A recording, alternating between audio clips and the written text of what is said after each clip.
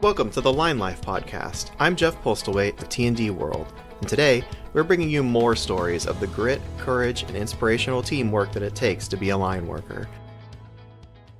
Thank you for tuning in to the T&D World Line Life podcast, produced by Endeavor Business Media, a division of Endeavor B2B. My name is Amy Fishbach, and I'm the field editor for T&D World and also the host of the Line Life podcast. Before I dive into today's episode, I invite you to become part of our Line Life podcast community by searching for the Line Life podcast in your favorite podcasting app or going to linelife.podbean.com and clicking follow in the top right. We air interview-style episodes on the first and third Fridays of each month, and also audio stories in our In Case You Missed It series featuring articles that appeared in our print magazine on the second and fourth Fridays of each month. If you have a comment on this episode or a suggestion for a future guest, please reach out to me. You can email me at amyfishbach@gmail.com or reach out to me on LinkedIn or on Instagram at Lineman World. I'd love to hear from you. Now let's move on to today's episode. Hi, Line Life podcast listeners, and welcome to 2026. To kick off the new year, I'm featuring a new series showcasing Lineman Hall of Famers. The Lineman Hall of Fame inducted its first members in 2006 and was created to honor, acknowledge, and pay respect to line workers who have made notable contributions to the industry. Stay tuned to the Line Life podcast at linelife.podbean.com to hear other interviews with Hall of Famers. For part one of this series, I'm featuring Robert Padgett, who worked for Lakeland Electric for years before starting his own company called Padget Poleline. He was also featured in our 2025 T&D World Line Worker Supplement in an article titled Life After the Line. And I've also seen Robert throughout the years at the International Lineman's Rodeo Week. Now here's my interview with Robert from the 2025 International Lineman's Expo. Robert, it's so great to see you again. Thank you for joining me for this episode of the Line Life podcast. Yes, ma'am. Thanks for being here and doing all this for us. Absolutely. It's my pleasure. So, Robert, how does it feel to be here again at the International Lineman's Rodeo Week after missing last year for the hurricane response? Well, I'm spending money instead of making money. It's never been about the money with me. All these storms I've worked for 35 years, somebody has lost a lot more than I made, and I don't wish a storm on anybody ever. So, right. But I'm glad to be back because that means there were no storms, and I was able to travel up here. So wonderful. So talk about the storm response last year. Well, Helene came first there through Florida and went on up into, obviously everybody knows, through Georgia and up into Carolina. And I was actually working up in Georgia. We were going to head into Carolina then when they said Milton was coming, and they said it was coming through Lakeland where I live. And I said, sorry, boys, I'm going to have to drag up for y'all because if it's coming through Lakeland, I need to be at my house with my family. I said, then I'll come work with y'all again. But we got quite a bit of damage at my house. So I ended up staying in Lakeland and working in the surrounding areas there in Central Florida. But so anyway, I kind of finished up the night before on Friday evening, and they wanted me to fly here on Saturday for the rodeo. Wow. But I said, I'm whipped. I'm wore out. I bet. So because of the hurricane, did you have a lot of destruction in your community, and were you without power at your house? Well, yes, ma'am, but not long because I worked for that power company 31 years, and I got lights on pretty quick. I was working there. That was one of my first jobs. I don't just take care of the family. Yeah. But it was a big circuit and a lot of other families involved. So yes, ma'am. Well, that's wonderful. Yeah. I remember you retired from Lakeland Electric at the age of 55, and then you started your own company. Can you talk about what you've been doing over the last year? Right. Well, as you know, I had 6 W-2s last year. And you and I talked about that. So I still enjoy working and doing things line work related. But when we moved the International Lineman's Museum from Shelby, North Carolina to the Village area of Florida, it's a little over an hour from my house. So I spent a lot of time there. But I got the passion to preserve the history of line work. So that's what I do. And my family supports that as well. Maybe the more I do at the museum, we'll get some of that stuff that's piled up in the house out of there. But it's going to be good. It's going to be a showpiece for the nation to see if I ever can get finished. So, Robert, now let's talk about what's going on with the International Lineman's Museum, as I know you've been involved with it for a number of years now.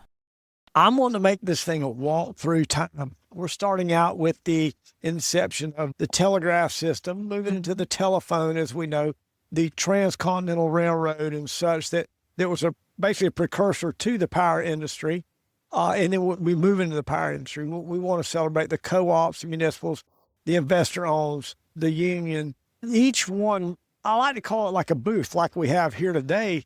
But you're going to be like walking down a sidewalk, and you're going to see through time how it has evolved. We're in the middle of building an Edison power plant that's going to feed our 1920 Westinghouse portable substation, and that's going to feed the Tesla laboratory, which we have just been donated a Tesla coil for the museum, and I'll be hauling it home with me this week when I leave. So, man, there's so much to do. Sure. We're looking for donations anytime. Looking for donations, like of tools and resources? Money. And again, this may not be appropriate right now. I'm just saying, but really, if I had $1 million, I'd say, hey, you nail them boards up. Hey, you lay them bricks up. Hey, but it's a lot of me and a few volunteers. We've had a lot of good volunteers come and help us. Had the South Carolina Co-ops Association come down and help us. They donated some big antique equipment, but they donated several days of time. We set poles through the middle of the museum and strung old copper wire. Oh, cool. So it's been great. There's just not enough hours in the day for me. Oh, I'm sure. So is the new museum officially open now, or is it still under wraps? It's way far from open, but if I'm working there and somebody wants to come by, I can't tell them no. And here's why. So they can see where I'm at, and they see my vision, and hopefully they will say, man, it looks like something, and it's really going to be something, and maybe they'll, contribute in some way to help make it happen. Wonderful. And now talk about your own personal collection. You said you collect some tools. So what all do you have at home in your display? I mostly like tools that a lineman work with. Now, insulators are great, but they sat on a pole for 100 years. Yeah. And just stood there, and it sat there in the weather. What a lineman used and made a living with. A lot of stories with a tool. And I've got some tools that I know exactly where they came from, who used them, what man, unfortunately, may have had an injury using.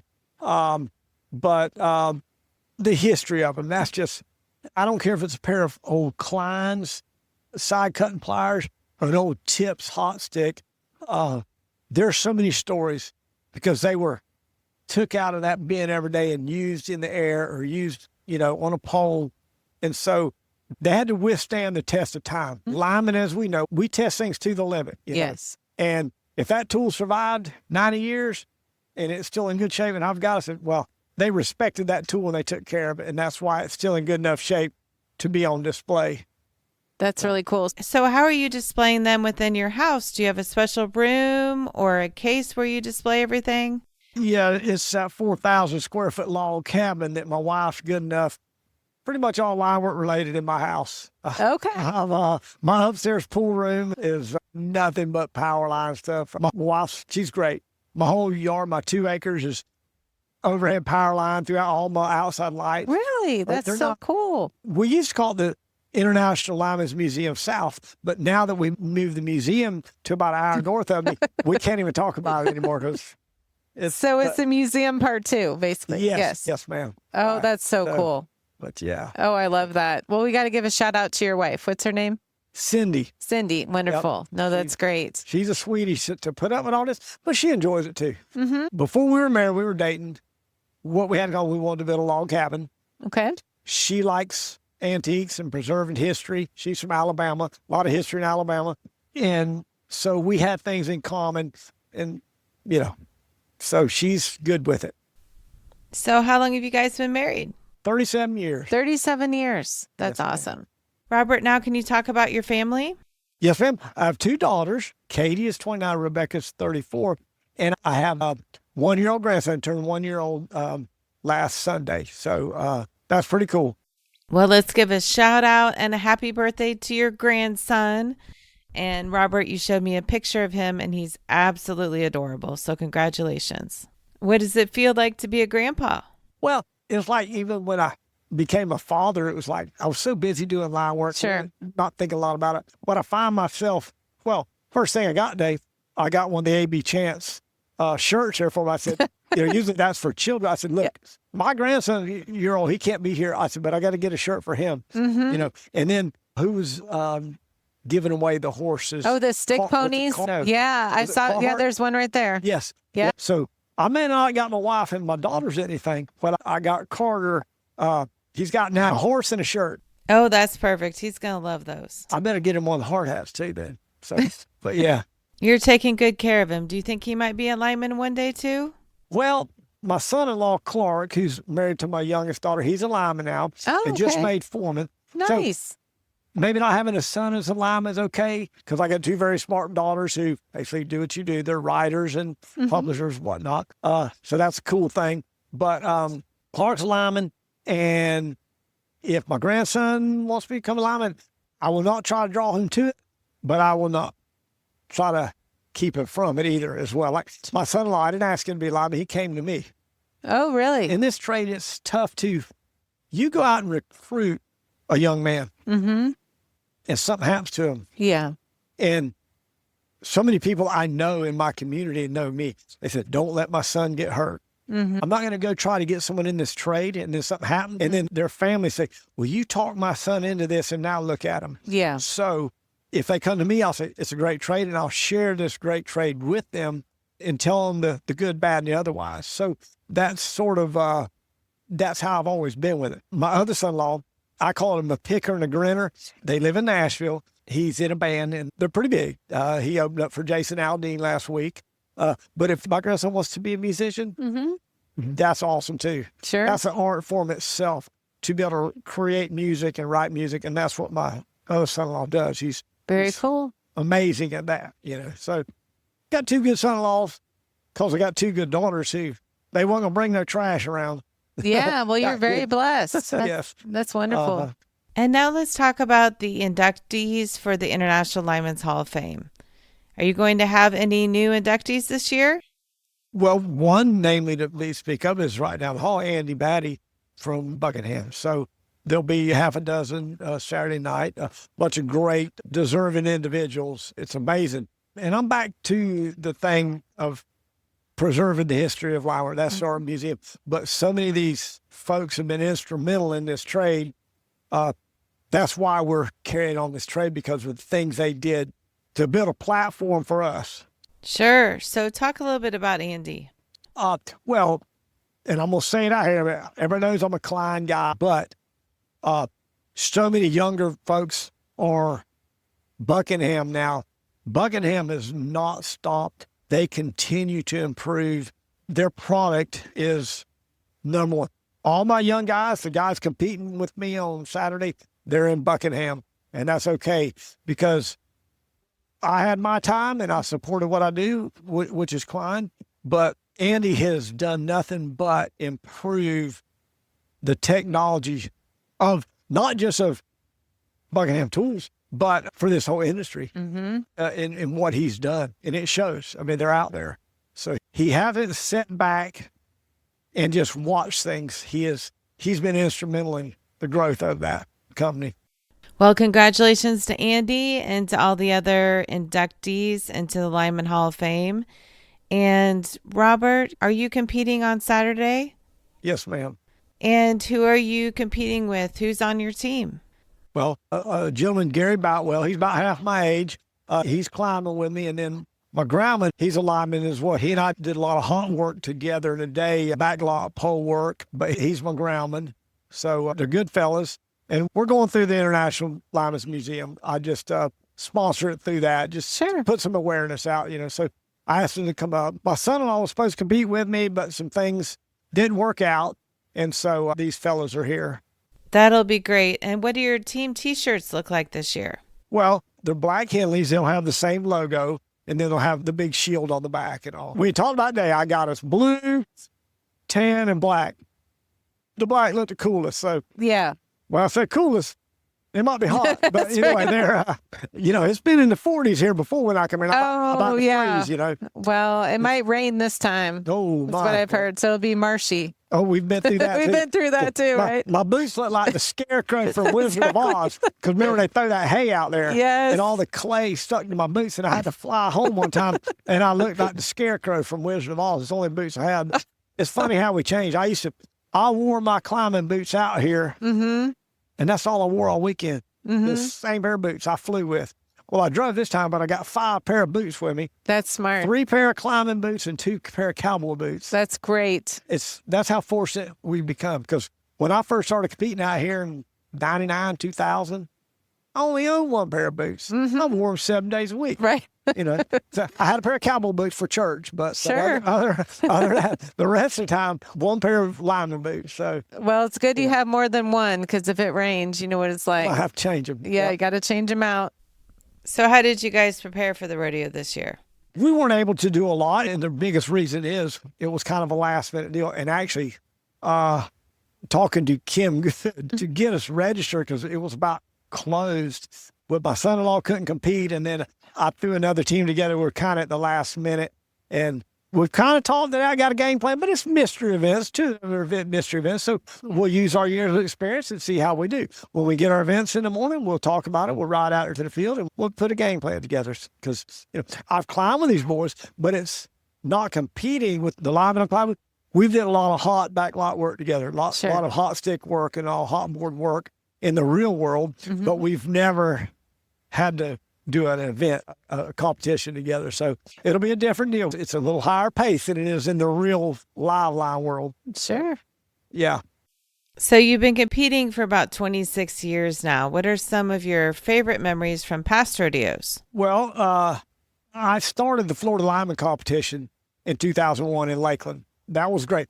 Reef, we started out competing in the Georgia Lineman's Rodeo in about 98, 99-ish in there. And I thought it was cool. And then 99, 2000, I came out here to Kansas City and competed when it was in town more, but it was just so cool, so amazing, because back in the day, there was no cell phones. First of all, you just didn't know anybody. I got friends. There's probably 20 people that's walked by today that I've known. Mm-hmm.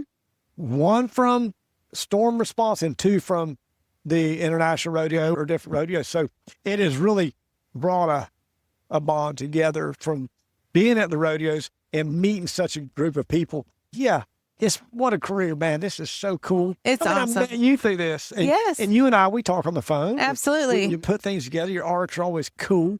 It's a good way to make a living. Absolutely. Well, Robert, thanks again for joining us. It was wonderful talking to you again today. Well, thank you, ma'am. If you want to learn more about the Lineman Hall of Fame, check out their website at linemanmuseum.org/hall-of-fame.